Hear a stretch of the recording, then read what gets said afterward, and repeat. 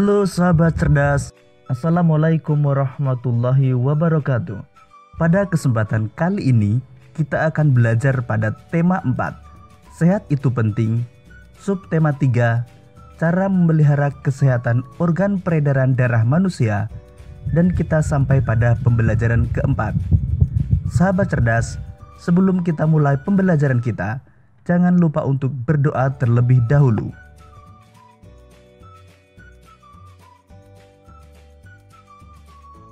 Pulang sekolah, Lina menonton televisi. Lina melihat berita prosesi pernikahan adat Melayu yang menggunakan pantun. Lina terpana melihat serunya berbalas pantun dalam prosesi pernikahan tersebut. Selesai menonton televisi, Lina membuka kembali bukunya yang berisi tentang jenis-jenis pantun. Lina ingin tahu jenis pantun yang disajikan dalam prosesi pernikahan adat Melayu yang baru saja dia tonton di televisi.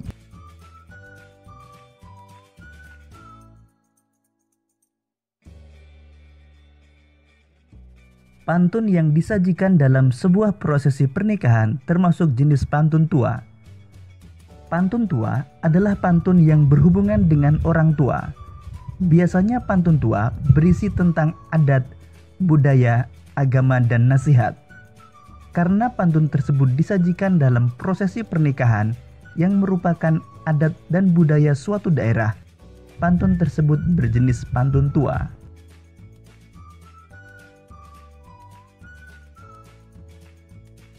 Di benak Lina muncul pertanyaan baru. Mengapa prosesi pernikahan di daerah tempat tinggalku tidak ada tradisi berbalas pantun ya? Lina jadi teringat tentang budaya yang pernah ia pelajari. Bahwa budaya di setiap daerah tidak selalu sama. Warga masyarakat dapat bertukar pengalaman tentang budaya daerah dengan warga masyarakat lain melalui interaksi. Interaksi meliputi berbagai bidang, baik bidang ekonomi, sosial maupun budaya.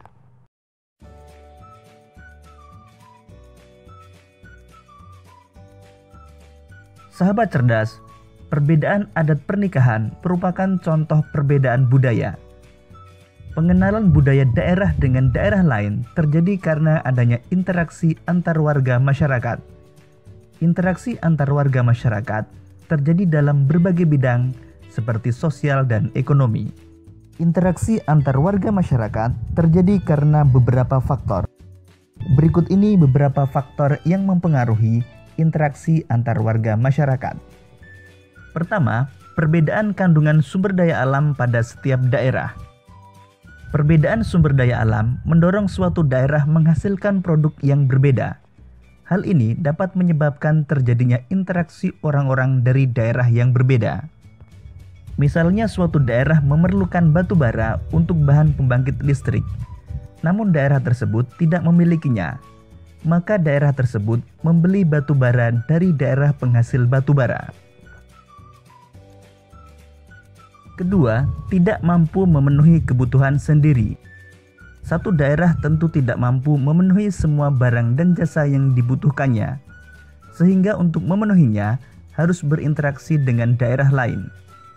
Misalnya untuk mendapatkan bahan makanan, orang-orang di perkotaan harus berinteraksi dengan orang-orang pedesaan. Ketiga, untuk meningkatkan pendapatan daerah. Berinteraksi dengan daerah lain juga dapat meningkatkan pendapatan suatu daerah.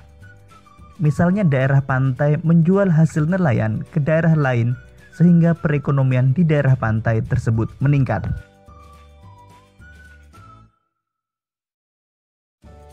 Keempat, perbedaan kemampuan sumber daya manusia. Kemampuan sumber daya manusia antara satu daerah dengan daerah lainnya tentu berbeda. Contohnya di suatu daerah tidak memiliki dokter, oleh karena itu daerah tersebut mendatangkan dokter dari daerah lain. Sahabat cerdas, interaksi antar warga masyarakat dapat meningkatkan pembangunan di segala bidang. Misalnya dalam bidang ekonomi, masyarakat dapat bekerja sama untuk meningkatkan taraf hidupnya sehingga tercapai kesejahteraan sosial. Dalam bidang budaya, masyarakat dapat mengenal budaya daerah lain sehingga memperkaya wawasan Nusantara dan kebudayaan nasional. Dalam bidang sosial, dengan interaksi masyarakat dapat memenuhi kodratnya sebagai makhluk sosial, yaitu manusia membutuhkan manusia lain untuk memenuhi kebutuhan hidupnya. Sahabat cerdas, perbedaan kondisi geografis berpengaruh terhadap upaya pembangunan ekonomi yang dilakukan. Upaya pembangunan ekonomi yang dilakukan di daerah pantai antara lain melestarikan hutan bakau dan terumbu karang, serta membangun sarana pariwisata pantai. Sedangkan di daerah pegunungan, upaya pembangunan ekonomi yang dilakukan adalah melestarikan hutan yang ada di sekitar pegunungan dan memperbaiki akses jalan ke wilayah pegunungan.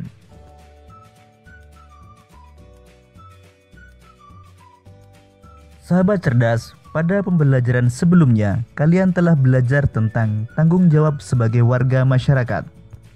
Lalu apa perbedaan antara hak, kewajiban, dan tanggung jawab sebagai warga masyarakat? Hak, kewajiban, dan tanggung jawab merupakan tiga hal yang berbeda satu sama lain, tetapi saling berkaitan erat dan tidak bisa dipisahkan. Hak dan kewajiban bersifat kodrati, yakni melekat bersama kelahiran manusia. Hak dan kewajiban tersebut harus dilaksanakan secara bertanggung jawab oleh pihak yang bersangkutan. Orang yang tidak melaksanakan hak dan kewajibannya dapat dikatakan sebagai orang yang tidak bertanggung jawab.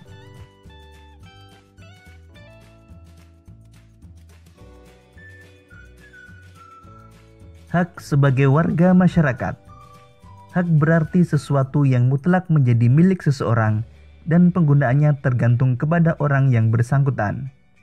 Jadi hak warga masyarakat adalah sesuatu yang mutlak menjadi milik seseorang yang berkedudukan sebagai warga masyarakat.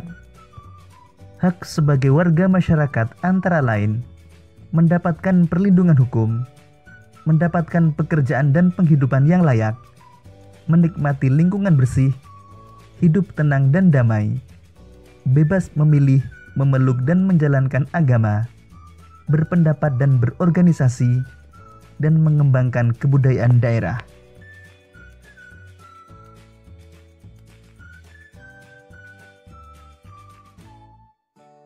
Kewajiban sebagai warga masyarakat.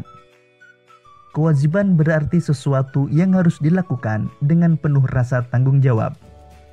Jadi kewajiban warga masyarakat adalah sesuatu yang harus dilakukan seseorang sebagai warga masyarakat dengan penuh rasa tanggung jawab. Kewajiban sebagai warga masyarakat antara lain mematuhi aturan atau norma yang berlaku dalam masyarakat, menjaga ketenangan dan ketertiban lingkungan masyarakat, menghormati tetangga di lingkungan tempat tinggal, membantu tetangga yang terkena musibah, menjaga kebersihan lingkungan tempat tinggal, dan mengikuti kegiatan yang ada di lingkungan. Misalnya kegiatan kerja bakti, gotong royong, dan musyawarah warga masyarakat. Dari uraian tersebut, kita dapat mengetahui perbedaan hak, kewajiban, dan tanggung jawab sebagai warga masyarakat. Hak warga masyarakat adalah sesuatu yang mutlak menjadi milik seseorang yang berkedudukan sebagai warga masyarakat. Kewajiban warga masyarakat adalah sesuatu yang harus dilakukan seseorang sebagai warga masyarakat dengan penuh rasa tanggung jawab.